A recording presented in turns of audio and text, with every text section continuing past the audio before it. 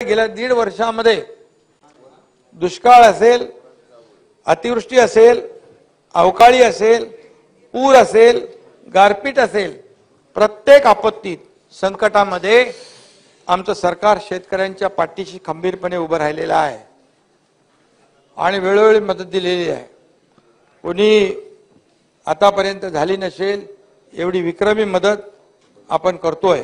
आणि अध्यक्ष महोदय, मगाशी मी म्हटलं की तब्बल 44,000 कोटी रुपये आमचं सरकार कृषी क्षेत्रासाठी आणि शेतकऱ्यांना सक्षम करण्यासाठी खर्च करणार आहे। 44,000 कोटी सगळं तुम्हाला देतो डिटेल।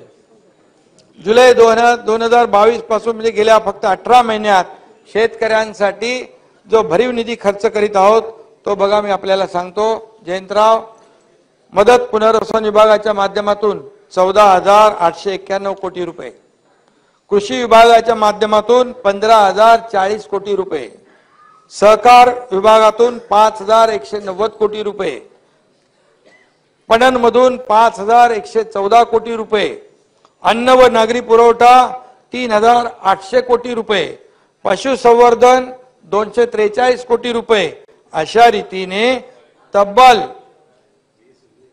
44,000 कोटींपेक्षा जास्त खर्च आम्ही शेतकऱ्यांसाठी करतोय।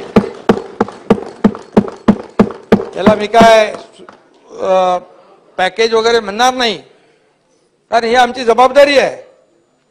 कारण शेतकरी हा मायबाप आहे, आपल्या अर्थव्यवस्थेचा कणा आहे, तो अन्नदाता आहे। आम्ही कुठेही गेलो तरी नेहमी सांगतो, देवाकडे गेलो, कुठे दर्शनाला गेलो, बळीराजावरचं संकट दूर कर, बळीराजाला चांगले दिवस येऊ दे, बळीराजाच्या आयुष्यामध्ये त्याच्या जीवनामध्ये सुख समृद्धी आनंद येऊ दे, असंच मागत असतो आम्ही। आणि म्हणून अध्यक्ष महोदय, या ठिकाणी कृषी क्षेत्राचा विकास जर वाढवण्यासाठी यापेक्षाही जास्त निधी लागला विजय भाऊ, तरी सुद्धा त्याची तरतूद केली जाईल।